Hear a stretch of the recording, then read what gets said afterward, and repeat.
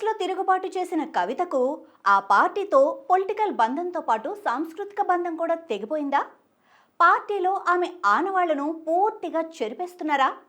ఇప్పుడు ఆమె ఊసే లేకుండా బతుకమ్మ సంబరాలకు పార్టీ సిద్ధమవుతోందా? తాజాగా నాయకత్వం తీసుకున్న నిర్ణయం ఏంటి? ఆ దిశగా జరుగుతున్న చర్చలేంటి? Let's watch the story. Telangana ప్రజలు మాత్రమే ప్రత్యేకంగా జరుపుకునే ప్రకృతి పండుగ బతుకమ్మ రాని వచ్చేసింది. రాష్ట్ర వ్యాప్తంగా బతుకమ్మ సందడి మొదలైపోయింది. ఈ నెల 21 నుంచి ఎంగిలపూల బతుకమ్మతో ఈ వేడుకలు ప్రారంభం కానున్నాయి. పండుగ కోసం పాటలు సిద్ధం చేసి విడుదల చేసే పనిలో కళాకారులు బిజీగా ఉన్నారు. అలాగే పొలిటికల్ పార్టీలు కూడా వేటి స్టైల్లో అవి సాంగ్స్ సిద్ధం చేసుకుంటున్నాయి.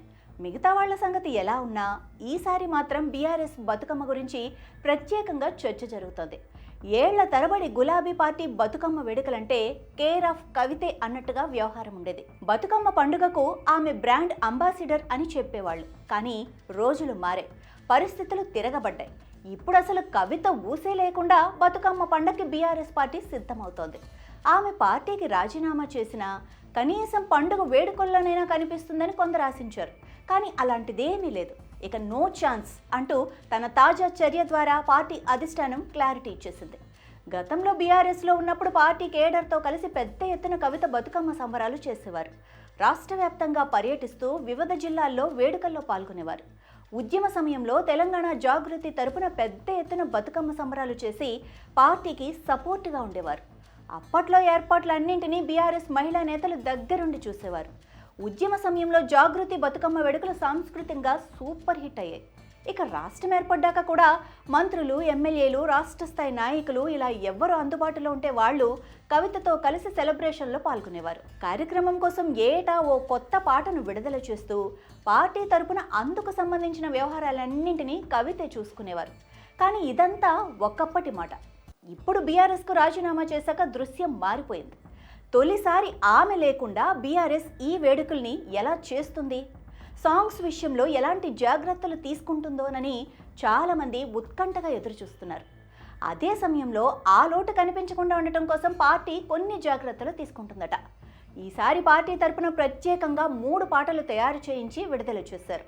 అయితే మొత్తం 3 పాటల్లో పొలిటికల్ టచ్ ఉంది తప్ప కల్చరల్ యాక్టివిటీ కనిపించడం లేదన్న విమర్శలు వస్తున్నాయి. కాంగ్రెస్ ప్రభుత్వం ఇచ్చిన హామీల్ని నెరవేర్చలేదంటూ రూపొందించిన పాటలతో ఈసారి బతుకమ్మ ఆడాలని మహిళలకు బీఆర్ఎస్ పిలుపునిచ్చింది. దీంతో పాటల్లో ఎక్కడా సాంస్కృతిక సందడి లేకపోగా కేవలం కాంగ్రెస్ పార్టీ ఇచ్చిన హామీలు, ఆ పార్టీ నాయకుల ఫోటోలు, వీడియోలతో నిండిపోవడంతో ఇది పొలిటికల్ సాంగ్ అన్న అభిప్రాయం కూడా వ్యక్తమవుతోంది. అక్కడక్కడ కాంగ్రెస్ ప్రభుత్వంపై చేసిన నిరసన కార్యక్రమాలను కూడా పాటల్లో చూపారు.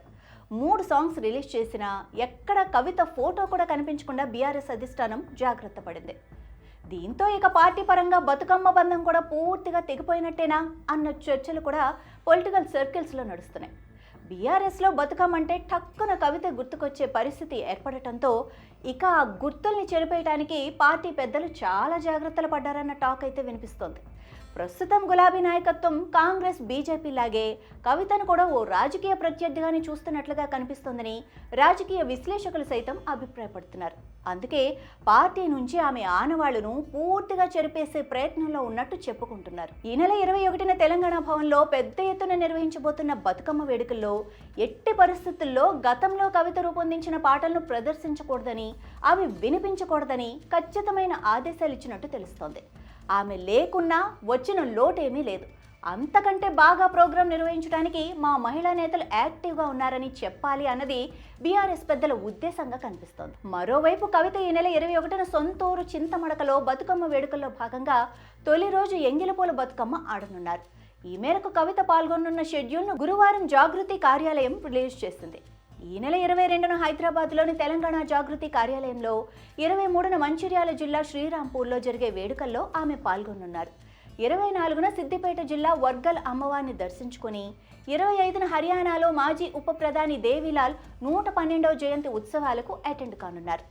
ఆ తర్వాత 26 నుంచి 28 వరకు విదేశాల్లో వేడుకలకు హాజరు కానున్నారు. మొత్తానికి పార్టీ పరంగా చూస్తే ఈసారి బతుకమ్మ ఉత్సవాల్లో కవిత బ్రాండ్ అనేది లేకుండా చేయాలనేది బీఆర్ఎస్ లక్ష్యంగా కనిపిస్తోంది.